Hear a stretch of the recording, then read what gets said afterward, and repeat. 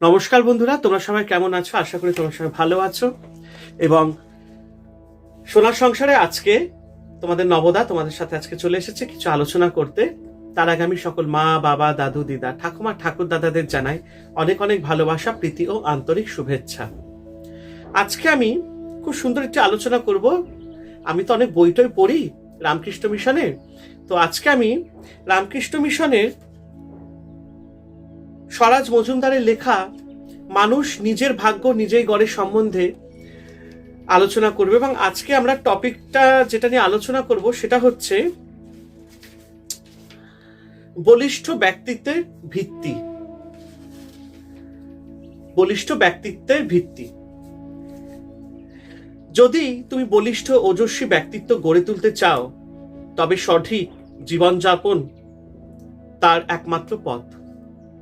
আর সঠিক জীবনযাপন কেবল তখনই সম্ভব যখন তুমি সঠিকভাবে চিন্তা করতে পারো, কারণ সব কাজের আগেই থাকে চিন্তা। যথাযথ চিন্তা তোমার কর্মগুলিকে লক্ষ্যের দিকে এগিয়ে নিয়ে যাবে এবং তোমার ভিতর যে বিরাট সম্ভাবনা ও শক্তি লুকিয়ে আছে তা আবিষ্কার করতে সাহায্য করবে।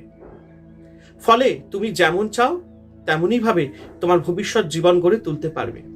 অবশ্যই আমরা যখনই কোনো কাজ করতে যাই তার আগে আমরা একটা চিন্তাধারা করি যে কাজটা কিভাবে করব, কিরকম হবে, কি কি প্রসেস আছে। যে কোনো কাজ করার আগে আমাদের একটু চিন্তা করতে হয়। তেজগর্ভ ও প্রাণ প্রাচুর্যে ভরপুর ব্যক্তিত্বের অধিকারী হতে গেলে নিচে বহু পরীক্ষিত যে নীতিগুলির কথা বলা হয়েছে সেইগুলি তোমাকে কঠোরভাবে মেনে চলতে হবে। তো এখানে লেখক আমাদেরকে বলছে যে কিছু নীতি আছে যেগুলো আমরা অবভিয়াসলি ডিসক্রাইব করব। সেই নীতিগুলো যদি আমরা মেনে চলতে পারি তাহলে আমাদের জীবনে কোন রকম কোনো অসুবিধা হবে না এবং আমরা সুন্দরভাবে আমাদের জীবনটাকে এগিয়ে নিয়ে যেতে পারবো এবং আমরা সুন্দরভাবে জীবনযাপন করতে পারবো।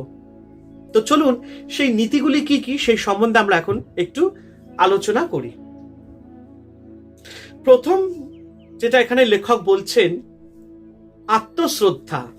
খুব সুন্দর, আত্মশ্রদ্ধা। তো চলুন আত্মশ্রদ্ধা নীতিগুলির মধ্যে কি কি আমরা জানতে পারি সেইগুলো সম্বন্ধে একটু আমরা আলোচনা করি। আত্মশ্রদ্ধা মানে নিজের সম্বন্ধে একটা ভালো ধারণা রাখা। প্রত্যেক মানুষেরই কিছু না কিছু সহজাত বিশেষ ক্ষমতা, কর্মকুশলতা ও বৈশিষ্ট্য থাকে। একদম ঠিক। আত্মশ্রদ্ধা জাগাতে হলে নিজের সামর্থ্য সম্পর্কে, তুমি কি করতে পারো বা না পারো সে সম্পর্কে সঠিক ও পরিষ্কার একটা ধারণা থাকা চাই। একদম কারেক্ট। তো আত্মশ্রদ্ধা, এটার মধ্যে আমাদেরকে আগে নিজেকে জানতে হবে। আমার সামর্থ্য কতটুকু, ঠিক আছে, আমি আমার সামর্থ্যের মধ্যে দিয়ে কতটুকু করতে পারবো, কতটুকুই বা না করতে পারবো সেগুলো আমাদের জানা উচিত। নিজের সম্পর্কে এই জিনিসগুলো আমাদের জানা উচিত এবং নিজের মধ্যে একটা পজিটিভিটি রাখা খুব দরকার। নিজেকে যথাযথভাবে বিচার করে দেখার চেষ্টা করো। সাময়িক ব্যর্থতা দিয়ে কখনোই নিজের মহিমাকে খাটো করে দেখো না। ঠিক কথাই বলেছেন। অনেক সময় না আমরা একটু একটুতে ভেঙে পড়ি, এটা কিন্তু আমিও মাঝে মধ্যে হয়, কিন্তু তখনই মনে হয় কি যে আমার ফেলিয়ার, কিন্তু তার নয়, তাই না? সাময়িক ব্যর্থতার মধ্যে আমরা নিজেদেরকে ভেঙে দিতে পারি না, কিন্তু সেখান থেকেও কিন্তু আমাদেরকে উঠে দাঁড়াতে হবে। তুমি অমুকের মতো নও বলে নিজেকে ঘৃণা করো না। তুমি থেকেই নিজেকে বোঝার চেষ্টা করো। তোমার প্রকৃত পরিচয় জানলে তবেই তোমার শক্তিকে তুমি ঠিক পুরোপুরি কাজে লাগাতে পারবে। মনের মধ্যে সর্বদা একটা আত্মশ্রদ্ধা ও আত্মোৎকর্ষতার ভাব গড়ে তোলার চেষ্টা করো। মানসিক দিক থেকে এটি থাকা তোমার একান্ত প্রয়োজন। নিজেকে কতটা পছন্দ বা অপছন্দ করো তার সঙ্গে আত্মশ্রদ্ধার প্রশ্নটি কিন্তু জড়িত। নিজেকে ভালোবাসার অভ্যাস গড়ে তোলো।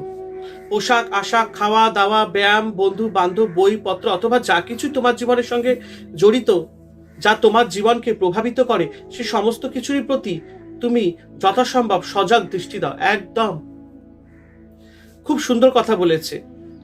তো যেমনি পোশাক আশাক, খাওয়া দাওয়া, ব্যায়াম, বন্ধু বান্ধব, বইপত্র, যা কিছু আমার সাথে রিলেটেড, মানে এই যে আমি বইটা পড়ছি, ঠিক আছে, এই যে আমি জামাটা পরছি, ঠিক আছে, এর প্রতিও কিন্তু আমাকে একটা সজাগ দৃষ্টি দিতেই হবে, ঠিক আছে। সবকিছুর দিকে আমাদেরকে নিজেদের প্রতি লক্ষ্য রাখতে হবে। এবার আমরা দ্বিতীয় নীতিতে আসছি, যেখানে লেখক আমাদেরকে বুঝিয়েছে। তো দ্বিতীয় নীতিটি কি? সেটা হচ্ছে আত্মনিরীক্ষা। দ্বিতীয় নীতি হচ্ছে আত্মনিরীক্ষা। তো চলুন আমরা আলোচনা করি আত্মনিরীক্ষাতে লেখক কি আমাদেরকে বিশ্লেষণ করেছে। দৈনন্দিন কাজকর্মগুলি তুমি কেমন ভাবে করছো তা খুঁটিয়ে লক্ষ্য করো। একদম। পর্যবেক্ষণ শক্তি বাড়াও, তাকে ক্রমশ তীক্ষ্ণ করে তোলো। নির্বোধ জ্বরের মতো জীবন কাটিও না। জীবনকে দেখতে হবে, অনুভব করতে হবে, তার স্বাদ ও সৌরভ গ্রহণ করতে হবে, তার সম্পর্কে শুনতে হবে। যা কিছু করবে সচেতন হয়ে করো। লক্ষ্য রাখবে তার যেন একটা উদ্দেশ্য থাকে। সর্বদা সজাগ থাকো। দিব্যা স্বপ্নে নিজেকে হারিয়ে ফেলো না। একদম। আমরা জীবনে যা কিছু করব সবকিছু কিন্তু আমাদের একটা নির্দিষ্ট এবং নির্ধারিতভাবে আমরা সেই জিনিসগুলিকে করব আমাদের জীবনের জন্য। সবকিছু আমাদের ঠিকঠাক করে করতে হবে। লেখক সুন্দর করে কিন্তু আমাদের এই আত্মনিরীক্ষা নীতি সম্বন্ধে খুব সুন্দরভাবে বুঝিয়েছে, এবং আমরা যদি এইসব নীতিগুলি যদি একটু মেনে চলতে পারি না, আমাদের জীবনে কোনো রকম কোনো প্রবলেম আসবেই না। তো চলুন এবার আমাদের সাথে তৃতীয় নীতি সম্বন্ধে আলোচনা করেছেন লেখক, সেটি হচ্ছে আত্মসহায়তা। নিজের জীবনের ভার নিজেই বহন করার মতো শক্তপোক্ত হও। তোমার সকল কর্মের সম্পূর্ণ দায়িত্ব তুমি নিজে নিলে বাস্তব জীবনে যে কোনো পরিস্থিতির সঙ্গে মোকাবিলা করার ক্ষমতা বেড়ে যাবে। একদম ঠিক। সম্ভব হবে তোমার ভিতরের শক্তি ও সম্ভাবনাগুলিকে পূর্ণরূপে বিকশিত করা। সর্বদা মনে রেখো, তোমার ভাগ্য তোমার নিজের হাতে। সামর্থ্য, প্রয়োজন, উচ্চাসা, আদর্শের সঙ্গে সঙ্গতি রেখে নিজের ভবিষ্যৎ গড়ে তোলার কাজে তোমাকে এগিয়ে আসতে হবে। একদম। নিজের ভাগ্য আমাকে নিজেই গড়ে তুলতে হবে। নিজের কাজ আমাকে নিজে করতে হবে। আমি কারোর ডিপেন্ডে থাকতে পারবো না, তাহলে আমি কিছুই শিখতে পারবো না জীবনে। নিজের কাজ নিজে গড়ে তুলবো, নিজেকে বুঝবো, সমস্ত কিছু নিজেই আমাকে জানতে হবে, তাই না? নিজেকে গড়ে তুলতে হলে এইসব নীতিগুলোকে মেনে চলতে হবে। যেমনি এখানে একটা খুব সুন্দর কথা লিখেছে যে তোমার সকল কর্মের সম্পূর্ণ দায়িত্ব তুমি নিজে নিলে বাস্তব জীবনে কোনো পরিস্থিতির সঙ্গে মোকাবিলা করার ক্ষমতা বেড়ে যাবে, সম্ভব হবে, এবং তোমার ভিতরের শক্তি সম্ভাবনাগুলিকে পরিপূর্ণরূপে বিকশিত করতে পারবে। ঠিক কথাই। আজকে আমি যদি কারোর উপর যদি ডিপেন্ডেন্ট থাকি, তাহলে আমি কি নিজে কিছু জীবনে দাঁড়াতে পারবো ঠিকভাবে? সারা জীবন তো তাহলে আমি অন্যের ওপর ডিপেন্ডেন্ট। কিন্তু আমি যদি নিজেকে যদি বিশ্বাস রেখে, নিজের উপর ভরসা রেখে যদি আমি নিজেকে এগিয়ে নিয়ে যেতে পারি, তাহলে দেখবেন ভবিষ্যতে আমার সেই শক্তিটা আমি অর্জন করতে পারবো। কেউ আমাকে আঙুল তুলেও কোনোদিন কোনো কথাও বলতে পারবে না। তাই নিজেকে দাঁড় করানোর জন্য কিন্তু আমার নিজেকেই দরকার, এবং তার সাথে থাকা দরকার সে বিশ্বাসটা যে আমি পারবো, এবং তার সাথে কিন্তু যেটা আমি সবসময় বলে থাকি, ঠাকুরের আশীর্বাদ, যেটা খুব দরকার। কারণ আমাদের পরিচালনা কিন্তু ঈশ্বরই করছেন, তাই তাকে কিন্তু ভুললে চলবে না, তাই না? তাই নিজের জীবনকে এগিয়ে নিয়ে যাবার পথে কিন্তু ঈশ্বরকে সবসময় নিজের সঙ্গে রাখতে হবে। তার আশীর্বাদটা সবসময় আমাদের নিজের সাথে রাখতে হবে। ঈশ্বরকে ভুললে চলবে না, কারণ আমরা কিন্তু ঈশ্বরের ইচ্ছায় সবকিছু করছি, আর তার ইচ্ছাতেই সব হবে। তার ইচ্ছাতেই আমরা সবকিছু পাচ্ছি জীবনে। এবার আসছি আমরা পরের নীতিতে। লেখক যেটা বলছেন, আত্ম উদ্যম। নিজের প্রেরণা বা উদ্যোগেই কাজ করো। কেউ তোমাকে কিছু করতে বললো আর তুমি সেটা করলে, তাকে আত্ম উদ্যোগ বলে না। একদম। তুমি যখন স্বেচ্ছায় প্রয়োজনীয় কোনো কিছু করো, তখন তা আত্ম উদ্যোগ পদবাচ্য। অন্যের দ্বারা চালিত হয়ে নয়, স্বয়ং পবিত্র হয়ে কাজ করো। যখন তুমি নিজেই নিজের প্রভু হবে, তখনই তুমি সামনে যে কোনো সমস্যায় আসুক না কেন, তার বিরুদ্ধে যথোপযুক্তভাবে রুখে দাঁড়াতে পারবে। খুব সুন্দর কথা বলেছেন এখানে লেখক, সত্যি। এবার পরের নীতিতে আসছি, এবং এই নীতিটা কিন্তু খুব ইম্পর্টেন্ট আমাদের জীবনে, সেটা হচ্ছে আত্মবিশ্বাস। তো দেখা যাক লেখক কি বলছে আত্মবিশ্বাস সম্বন্ধে। যে কোনো কাজে সফল হতে হলে আত্মবিশ্বাস চাই চাই চাই, এটি অপরিহার্য। আত্মবিশ্বাস মানে নিজের প্রতি অটল বিশ্বাস, নিজেকে বিশ্বাস করো। এ কথার অর্থ লক্ষ্যে পৌঁছাবার সব রকম যোগ্যতা ও সামর্থ্য যে তোমার আছে সে কথাটি দৃঢ়ভাবে বিশ্বাস করা। তুমি যেমনটি বিশ্বাস করবে তোমার ভাগ্যে তেমনটি ঘটবে। আত্মবিশ্বাসী মানুষ শত ঝঞ্ঝাট ও বাধা বিপত্তির মধ্যেও সুন্দর কিছু গড়ে তোলে। যত প্রতিকূল পরিবেশই হোক না কেন তুমি যথাসাধ্য চেষ্টা করে যাও। আত্মবিশ্বাস বাড়াবার এটি অব্যর্থ কৌশল, মাফ করবেন, অব্যর্থ কৌশল। তোমার লক্ষ্যের ছবিটি মনের মধ্যে স্পষ্ট করে একে নিয়ে এগিয়ে চলো। কোনো বাধাবিঘ্ন যেন তোমাকে হত্যোদ্যম করতে না পারে। সবসময় শিখতে থাকো, ক্রমাগত নিজেকে উন্নত করে যাও। যেখানে জীবন আছে সেখানে আশাও আছে, আর এর তাৎপর্য বিশ্বাস আর আশাই জীবনের সঞ্জীবনী শক্তি। স্বামী বিবেকানন্দ বলেছেন, বিশ্বাসের অভাবে আত্মবিশ্বাসের দৈন্যের দরুন আমাদের দেশে সবকিছুই ধ্বংসের মুখে চলে যাচ্ছে। বাস্তবিক কোনো মানুষের মধ্যে যদি কণামাত্র বিশ্বাস এবং আশা না থাকে তো সে মানুষ জীবন মৃত, মানে বেঁচে থেকেও সে মৃত।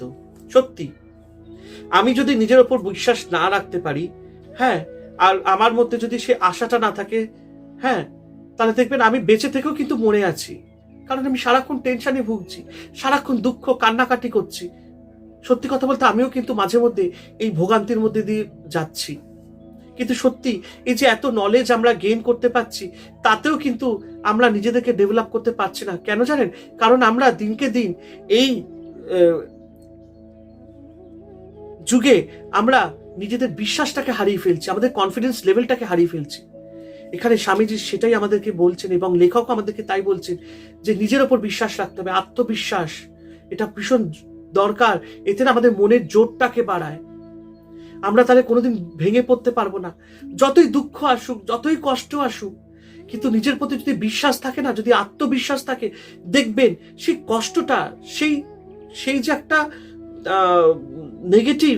নেগেটিভিটি বা সেই যে একটা অসহায়তা, একটা টেনশন, একটা ভয়, সমস্ত কিছু ভেঙে চুরমার করে দিতে পারে এই আত্মবিশ্বাস।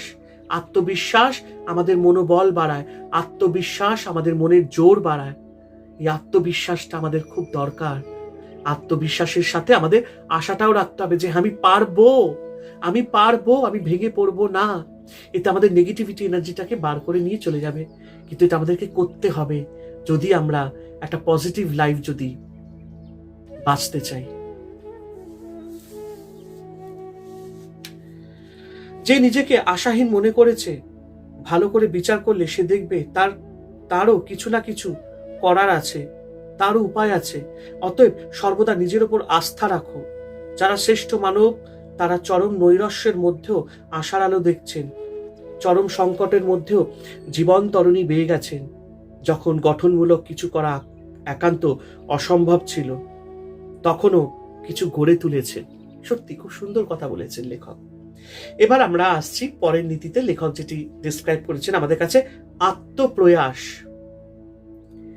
শুধু ইচ্ছা প্রকাশ করে অথবা কল্পনা বিলাস করে আত্মবিশ্বাস গড়ে তোলা যায় না। একদম কারেক্ট। স্বপ্নকে বাস্তব করে তোলার জন্য আত্মপ্রয়াস চাই এবং তার জন্য দরকার আত্মসংযম। আত্মসংযমের অর্থ কর্মশক্তিকে নিয়ন্ত্রণে রাখা। আত্মসংযমে আত্মবিশ্বাস জাগিয়ে তোলার একমাত্র উপায়। ঠিক কথাই, শুধু আত্মবিশ্বাস জাগালেও চলবে না। আমার যে নিজের ইচ্ছা প্রকাশগুলো আছে সেগুলো শুধু স্বপ্নেই থেকে যাবে, সেগুলো বাস্তবে আমি করতে পারবো না, তাহলে সেই বিশ্বাস রেখে কোনো লাভ নেই। কিন্তু আমি যদি আমার সেই স্বপ্নটা, আমার ইচ্ছা পূরণটাকে যদি আমি বাস্তবে পূরণ করতে চাই, তার জন্য আমার আত্মপ্রয়াসের খুব দরকার। নিজেকে সংযত রাখতে হবে, নিজের কর্মটাকে সংযত নিয়ন্ত্রণে রাখতে হবে। তাহলেই আমি সেই স্বপ্নটাকে আমি পূরণ করতে পারবো, আমার জীবনের লক্ষ্যটাকে আমি পূরণ করতে পারবো। অলস হইও না, যা কিছু করবে দেখো তা যেন নিখুঁত হয়।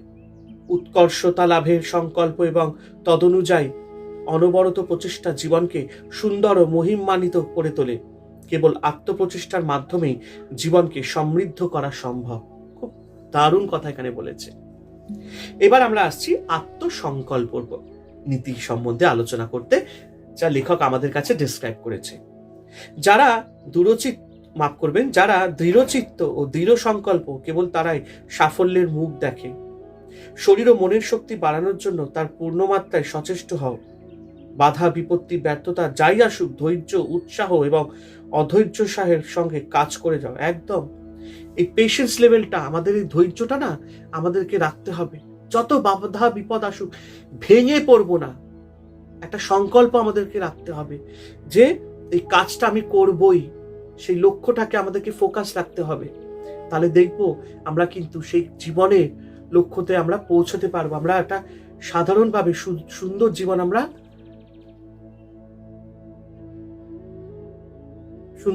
আমরা গড়াতে পারবো নিজেদের মাধ্যমে। কারেক্ট। এবার আমরা শেষের নীতিতে আসছি। আমাদের আজকে শেষ নীতি যেটি লেখক আমাদের কাছে আলোচনা করেছেন সেটা হচ্ছে আত্মমর্যাদা। একদম নির্মল এবং অকপট জীবনযাপন করো। যে মানুষ ন্যায়পরায়ণ ও সৎ, সে কোনো কিছুতেই ভয় পায় না। নীতি ও সততার প্রশ্নে কখনো আপোষ করে না। নৈতিকতা ও মূল্যবোধের ক্ষেত্রে তুমি কি মেনে নিতে প্রস্তুত, আর কি তুমি মেনে নিতে পারো না, লোকে তা জানুক। জানাটা খুব দরকার। ইতিহাস এমন বহু দৃষ্টান্তে পরিপূর্ণ যারা উচ্চ আদর্শ ধারণা, ধ্যান এবং সুনীতির জন্য তাদের জীবন উৎসর্গ করে গেছে। একদম খুব সুন্দর কথা বলেছেন লেখক আমাদের কাছে। এবং সত্যি আমাদের না এইসব জিনিসগুলো একটু মাঝে মধ্যে নিজের জীবনের মাধ্যমে এগুলোকে ইউটিলাইজ করা উচিত, এই নীতিগুলোকে। তাহলে দেখবেন আমাদের জীবনে কোনো রকম কোনো দুঃখ কষ্ট হবে না। এই সম্বন্ধেই দেখুন না, লাও ত্সে বলেছেন, যিনি অন্যদের পরাস্ত করেন তিনি অবশ্যই সবল, কিন্তু যিনি নিজের বিরুদ্ধে সংগ্রামে জয়লাভ করেন তিনি সর্বশক্তিমান। আবার স্বামী বিবেকানন্দ বলেছেন, সব শক্তি তোমাদের ভিতর রয়েছে, সব শক্তি তোমাদের ভিতর রয়েছে, তোমরা সব করতে পারো। এটা বিশ্বাস করো, উঠে দাঁড়াও এবং তোমাদের ভিতর যে দেবত্ব লুকিয়ে আছে তা প্রকাশ করো। ওঠো, জাগো, আর ঘুমিও না। তোমাদের প্রত্যেকের মধ্যেই সব অভাব এবং দুঃখ দূর করার শক্তি রয়েছে। এটা বিশ্বাস করো, তাহলেই সেই শক্তি জেগে উঠবে। আশা করি আজকের ভিডিওটা আপনাদের খুবই ভালো লাগবে, এবং যদি আপনারা মনে করেন যে ভিডিওটার মাধ্যমে আমরা কিছু ভালো শিখতে পারবো, কিছু জানতে পারবো, নিজেকে ডেভেলপ করতে পারবো, অবশ্যই কমেন্ট করবেন এবং শেয়ার করবেন। এবং একটাই কথা বলবো, সোলার সংসার ইউটিউব চ্যানেলটিকে আপনারা ভালোবাসা দেবেন, ভালোবাসতে থাকবেন, এবং চ্যানেলটিকে সাবস্ক্রাইব এবং শেয়ার করতে ভুলবেন না। এবং যারা যারা নতুন আছেন, আমার চ্যানেলের যে বেল আইকনটি আছে সেটি আপনারা প্রেস করে দেবেন। হরে কৃষ্ণ কৃষ্ণ কৃষ্ণ হরে হরে, হরে রাম রাম রাম হরে হরে।